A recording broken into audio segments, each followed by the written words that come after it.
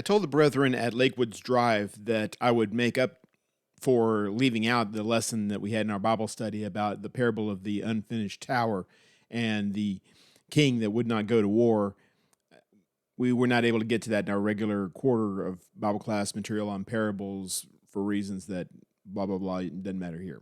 Anyway, but I said that I would get back to them about this parable. And so here I am presenting a lesson on these two parables that are paired together side by side in Luke chapter 14.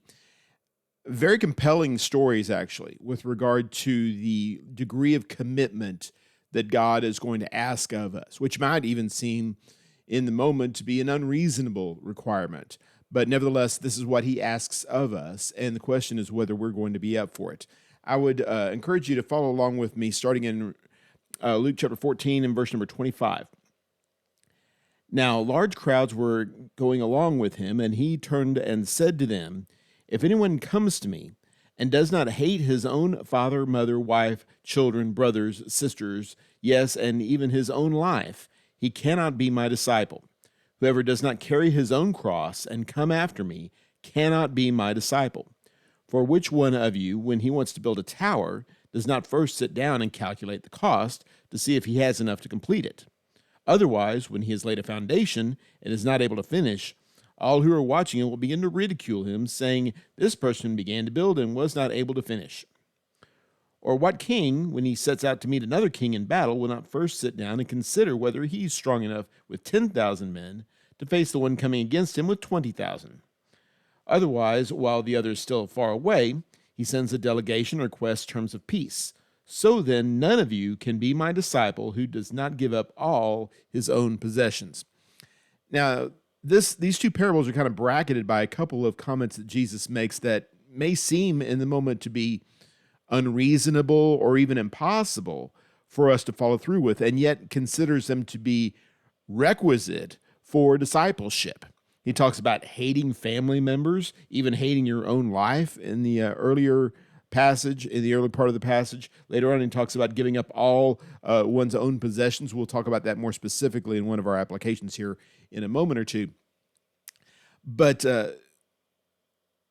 is that fair? Is that reasonable? Surely God is going to accept something less than the ideal. Who could possibly measure up to that kind of thing? Well, in the most ideal, complete of senses, none of us is going to be able to.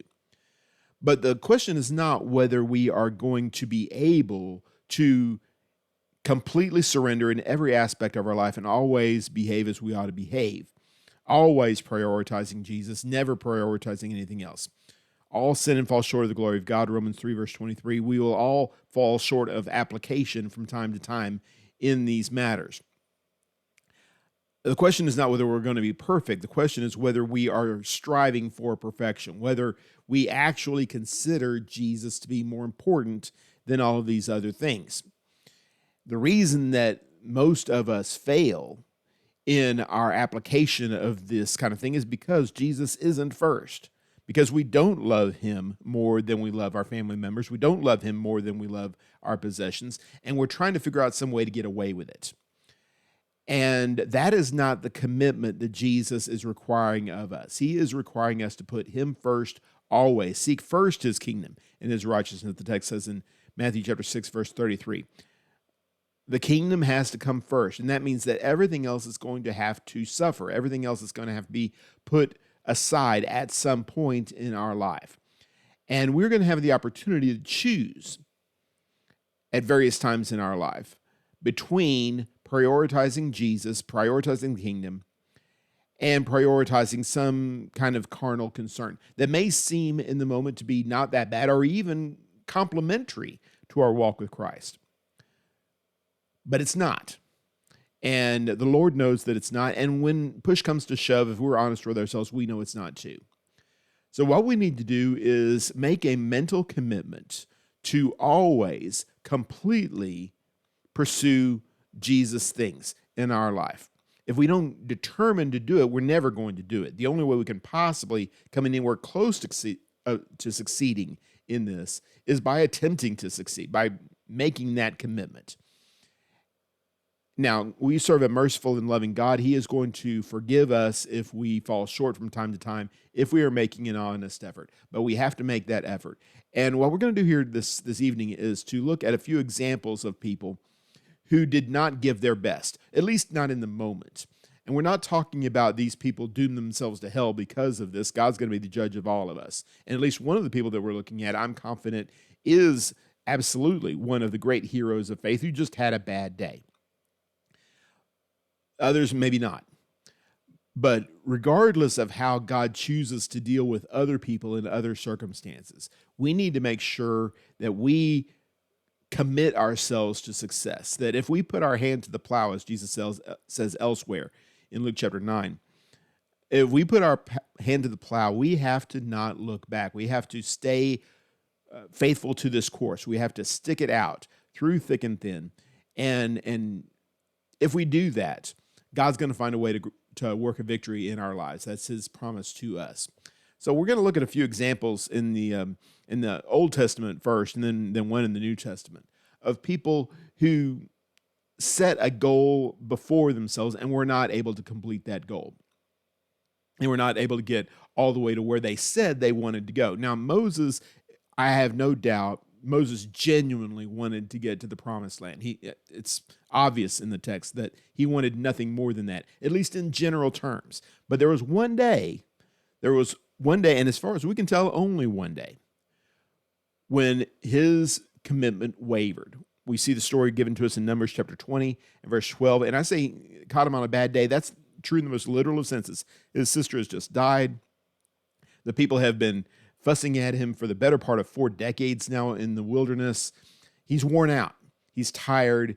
His defenses are low. And that's when the devil gets to us. That's when the devil is able to find a chink in the armor, when we're not paying attention, when we think that we have arrived and that surely glory is ours and we deserve the good things that are coming to us and things of that nature. That's when the devil gets to us. That's when we find ourselves suffering at his, and even suffering defeat at his hands. In Numbers chapter 20, you remember the story there where Moses was told to speak to the rock, not strike the rock as he did before, but to speak to the rock.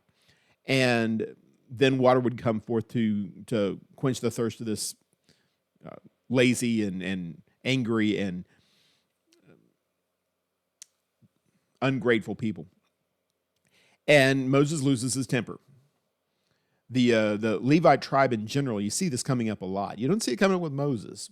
Moses maintains his calm in remarkable circumstances, but not here. Here he loses it. He talks about how shall we bring water forth from this rock here. He and Aaron, they're going to be responsible for the salvation of the people. A statement very much unlike anything Moses ever says anywhere else. He strikes the rock, which again, there's precedent for. He struck the rock before. God told him to. He does it again, and it works again. That might seem like, well, maybe this is close enough. But God says no. Because of this one mistake, because of this one failure on Moses' part, he is not going to be granted the opportunity to enter into the land of Canaan. And there are a lot of things that God does in the Bible that don't make sense to me. This is right up at the top of that list. God doesn't have to explain himself to me. I don't have to understand things for them to be correct. I'm prepared to yield to the Lord and his wisdom in such matters. It says, if he says that Moses is not fit to go into the land of Canaan, then he's right. And I believe that. I don't want to be misunderstood on that point. But there are times when God asks something unreasonable, or at least seems like it's unreasonable, when his expectations are so high that surely anybody would give us a break. Well, anybody might. Any human being might. But we're not being judged by our own conscience or the conscience of our neighbors or friends or even our enemies. We're being judged by God, and if God says obey in every situation, that's what we have to do. Now, entering into the land of Canaan may be a proverbial expression, a foretaste, as it were, a type of entering into heaven. But that doesn't mean that Moses is not going to go to heaven because of his failure here and his failure to enter into the land of Canaan. That's making too much of the metaphor, I think. I believe that Moses is a great, great man of faith, and that this is one blip on the record, and he'll be forgiven of this, just like many other great worthies are forgiven of the bad things that are on their record in the Bible, and that I'll be forgiven of mine as well, as far as that goes. But Moses serves as a great example here of someone who fell a little bit short on one particular day, and it had devastating consequences. We have to make sure that we maintain our resolve every single day, not because God's going to send us to hell if we slip and say a bad word and get struck by a bus or some such thing as that. That's not my point here. God will be righteous in his judgment for sure. We can count on that. The point is more that we don't want to fall short of God's expectations simply because we love our God, because we are privileged in our own minds as well as in the minds of the people of God to actually accomplish his purposes in our life. This is what we want to do. We don't want to fall short. We don't want to be forced to depend on his grace in these moments. And it very well may be that there's some kind of thing that we really want in this life that God is withholding from us because of a single mistake, because of one bad moment, a lapse in character, a lapse in judgment, or what have you. That's our loss. That's our fault. And it serves no purpose for us to lash out at God in moments like this. We have to trust that God's way is best and that we accept whatever kind of blessing or lack of blessing he is able to give to us because we know that we're not worthy of any of it. And so hopefully God will allow us to learn from our mistakes, just like we learned from Moses' mistakes and the mistakes of David and Abraham and so many others that we read about in the text, and maintain our vigilance at all times so that we do not fall short of the rest that is waiting for us after this life is over. Similar stories, of course, are given with much more dire circumstances, much more complete rebellion against the will of God as the Old Testament proceeds, and the New Testament as well, as far as that goes. People who are not so much making little mistakes here and there, but who lose their commitment entirely. And we see a couple of these as we go. Look at Solomon, for instance. I like to think that Solomon learned from his mistakes, that he came back from the edge and was a recipient of grace, that God is able to welcome him, that the book of Ecclesiastes is an indication of how remorseful he is about the choices that he's made in his life. I'm sure a lot of elderly ones of the faithful do the same kind of thing. I should have done better. I should have done more, etc. Maybe to some degree, all of us in hindsight are going to look at our lives and say, we could have done better than we did. I like to think that we're not going to rebel as bad as Solomon did. Solomon was an embarrassment, a man who had everything, a man who was blessed beyond measure by God, and told that he would continue to be blessed if he would just be found faithful. In 1 Kings chapter 9 and verse number 4 and 5, God speaks to Solomon and says, "As for you, if you walk before me as your father David walked in integrity of heart and honesty, acting in accordance with everything I have commanded you, and if you keep my statutes and my ordinances, then I will establish the throne of your kingdom over Israel forever, just as I promised to your father David, saying you will not be deprived, you shall not be deprived of a man on the throne of Israel." What an amazing promise. All you have to do is just keep doing what you're doing. And Solomon was equipped to do that. Remember, the thing that he asked for more than anything else was this understanding heart, that he would be able to wisely and safely and appropriately guide this nation. God promised he would give him that wisdom, and he did. Solomon knew more than anybody how to properly live your life, both as a human being and as a king. He wrote a couple of books with regard to this that we have preserved for us in the text. Surely if anyone was set up for success with regard to such things, Solomon was. And yet he failed. In large measure, a good portion of the latter part of his life, if not all of the latter portion of his life, was given over to depravity, and it was because of his weakness of the flesh. Chapter 11, skipping ahead a little bit in the story, starting in verse number 1. Now King Solomon loved many foreign women, along with the daughter of Pharaoh, Moabite, Ammonite, Edomite, Sidonian, and Hittite women from the nations of which the Lord had said to the sons of Israel, "You shall not associate with them, nor shall they associate with you. They will certainly turn your heart away to follow their gods." Solomon clung to these in love. And we go on to see some details about exactly how much he was clinging. It was a disastrous kind of thing. God gave them ample warning. There were examples that they knew about from the wilderness, where the people had gone off after foreign women and their hearts had gone with them. A big part of idol worship, of course, if you know the cultures very much, was fornication and lewd sexual behavior. There's an appeal there, obviously. And the sons of Israel were as prone to that kind of thing as anybody else was, and they gave themselves over to it. Solomon was in position to do it more than anybody else, and apparently he did it more than anyone else. He found delight in carnal things. And you can make that to be as bad as you want to make it. We all take delight in carnal things. We all have a certain portion of the world's goods at our disposal, and we turn those things to our own personal pleasures.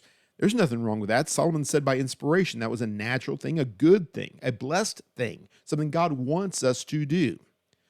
But it is never supposed to be the priority in our life. And we know that it becomes the priority in our life when we are using these carnal things to rebel, to push back against the things of God. And maybe it's more obvious with Solomon than it is with most of our sins, but nevertheless, he is an indication of what we do, what can happen if we are given over more than just in a casual sense, truly given over to pursue carnal things more than spiritual things. You know, the word carnal refers to the flesh. Carne, in Latin or Spanish or whatever, refers to meat. It's the physical body that we inhabit here. Our physical body has needs, it has requirements, and there's no running away from that. There's no denying that.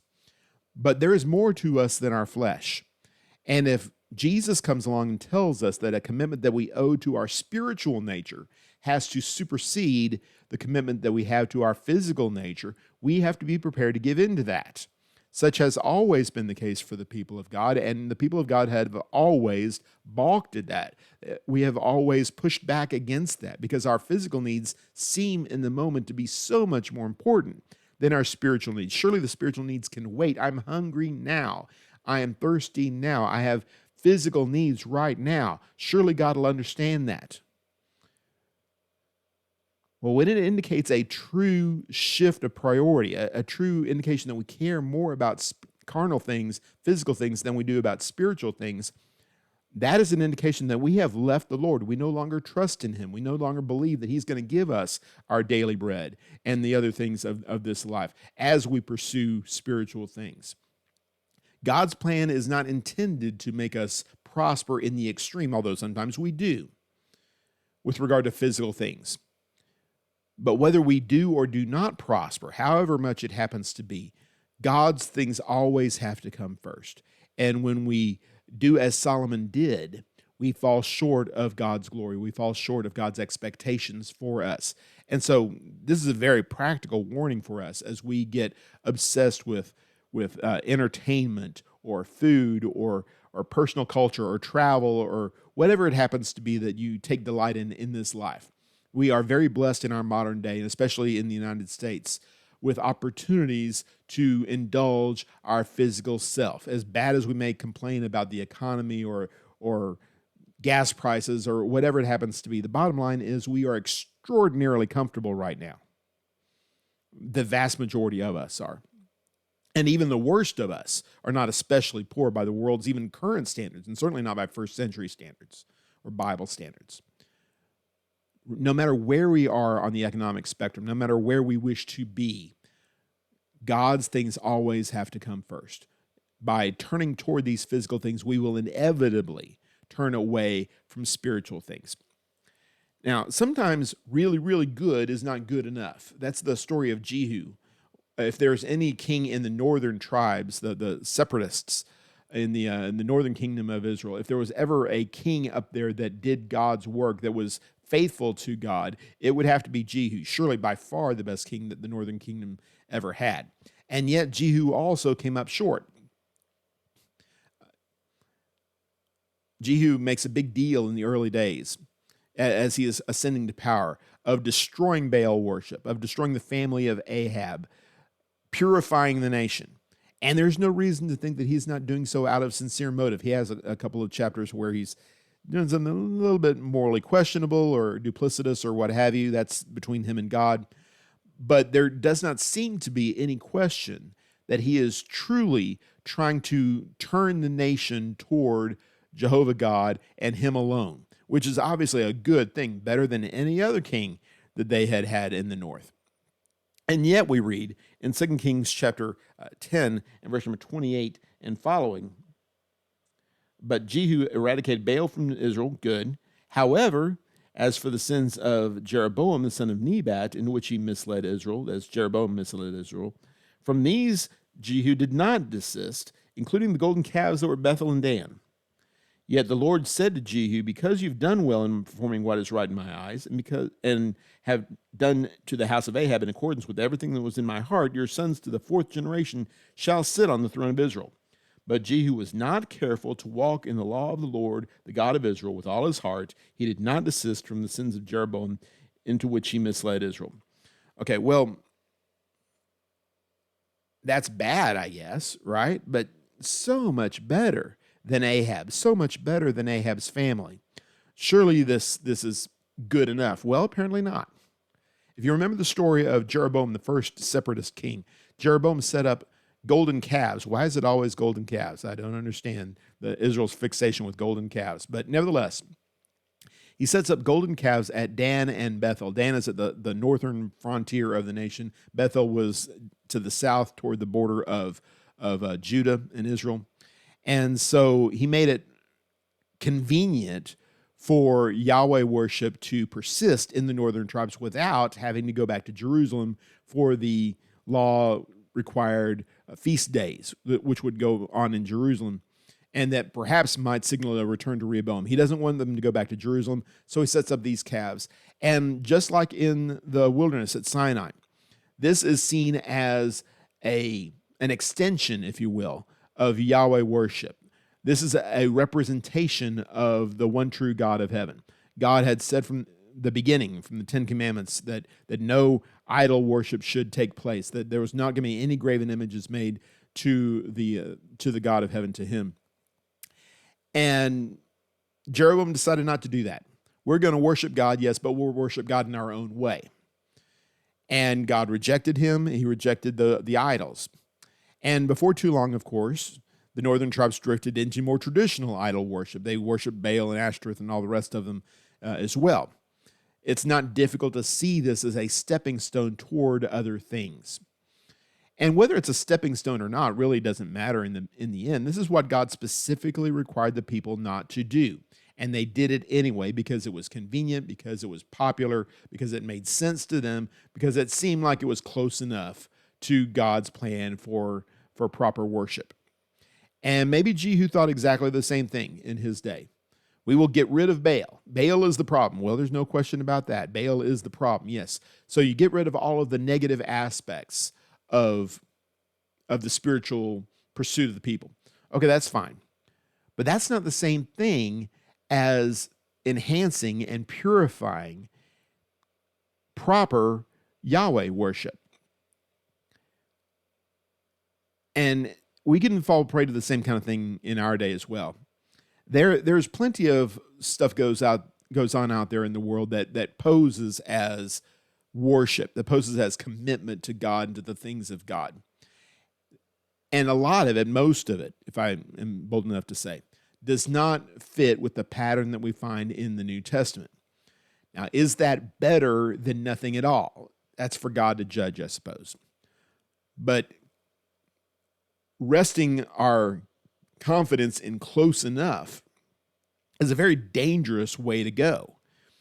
There are people who are rebelling against God's will, and there are people who are submitting to God's will. There is no in-between there.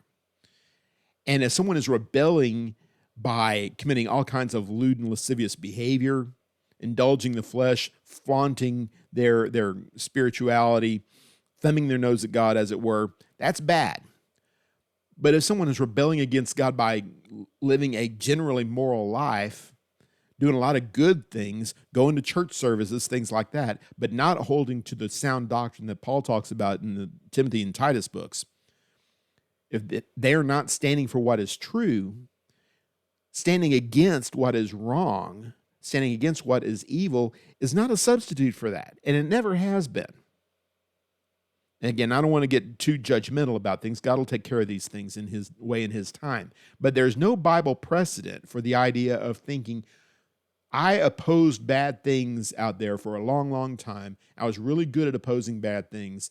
And so therefore, God's going to give me a break when and if it turns out that I was not really as diligent as I should have been with regard to the good things.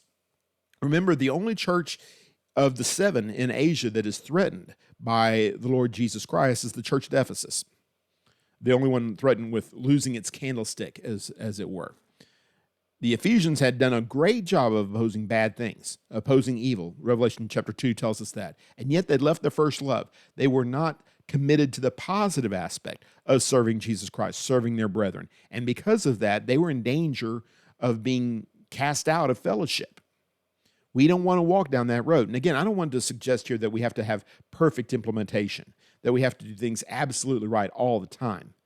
But if we don't try to, if we are content with simply opposing the really, really bad stuff, and we don't knuckle down and actually commit ourselves to true, unadulterated service as God has defined service, then we're going to be found lacking. And the precedent in the Bible is that bad things are on the horizon. We need to make sure that we do better than that. One example from the New Testament from before we close up, maybe this is kind of the classic. Jesus mentioned wealth, giving up all that you possess in our original text in Luke chapter 14. There's one particular person who was required to do that specifically, not in a hypothetical sort of sense, but in a real sense. The so-called rich young ruler. In Mark's account, Mark chapter 10, verse 22, we were told there that he was not able to do this. He was not able to follow after Jesus because he had much riches, because he was heavily invested in the things of the flesh. I don't know if it's easier as a rule for rich people to give up everything that they have versus poor people giving up everything that they have. It seems like it would be pretty much equally difficult for everyone going around. But it may be fair to say that those who are wealthy in the things of this life, and I'm speaking to you out there, every one of us is like that. If you have a high-speed internet connection, you can pretty much guarantee you're one of the wealthy ones by worldly standards. If we are not able to surrender those things, if we're not able to prioritize Jesus to this degree, if there is something physical that's holding us back, if Jesus asks of us something that is a real challenge, it's not our right to say, hey, you know what? Let's talk about that a little bit. Let's negotiate. Maybe I could give up most of my things, or maybe I could give them out on loan and get them back later. Maybe I could go through 40 days of trials or what have you, and then get it back. If you somehow you guarantee that it's going to work out for me eventually in this life. That kind of negotiation position is a show of lack of faith on our part. There are going to be things that Jesus asks of you that seem extraordinarily difficult. And in that moment, it's not going to be good enough to say, I was able to give up all the little things. Surely it's okay for me to hold on to one of the big things. The big things are specifically what we're asked to give up, at least hypothetically. And every preacher that preaches on the rich young ruler is going to say this. I'll say it too. This is not a mandate for all Christians, for all followers of Jesus Christ, that every single one of us has to give up everything that we have. However, if we are so wedded to our physical possessions that we are unable or unwilling to part with them to help someone who is in need, or to support the preaching of the gospel, to commit ourselves on an ongoing basis to spiritual things, to pursuit of kingdom matters, because our finances are tied up to other carnal sort of things, that's an indication that we have not given our heart over, that we've started to build a tower. We've started to walk with Christ, but you know what? When it gets tough, when it gets challenging, gets kind of expensive, we're going to have to reconsider things. We need to think about this before we even set our foot on the road, before we ever put our hand to the plow. Realize what Jesus is asking of us. And I'm not trying to say all these things to discourage you. If you're thinking about being a child of God, believe me, it's the best decision that you could ever make. But it is the biggest decision that you could ever make. And it is something that is going to cost you from time to time. And it very well may cost you the thing that you love the most, the things you care about the most. It may even cost you your very life. It wouldn't be the first time that it's happened to people. It's happening to people today even. What Jesus asks us, what he requires of us, what he demands of us, that he is going to have to come first. And the sooner we understand that, the better off we're going to be. It's a daunting task, no question about that. But it's a tower that needs to be built. It's a war that needs to be fought. And Jesus is calling us to duty here.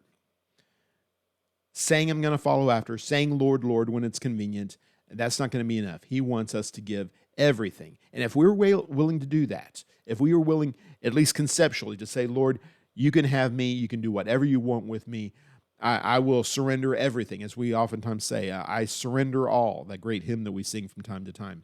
If we're willing to surrender everything to Jesus, he promises that he is going to give us everything and more besides in heavenly glory after this life is over. That is his promise to us, and he's going to be faithful in his commitment to us. The question is whether we're going to be faithful in our commitment to him. So I hope and pray this is a blessing to you. Hope that you're able to build your tower to the Lord and accomplish great things in his name and persist throughout the rest of your life. Thank you very much for listening, and God bless.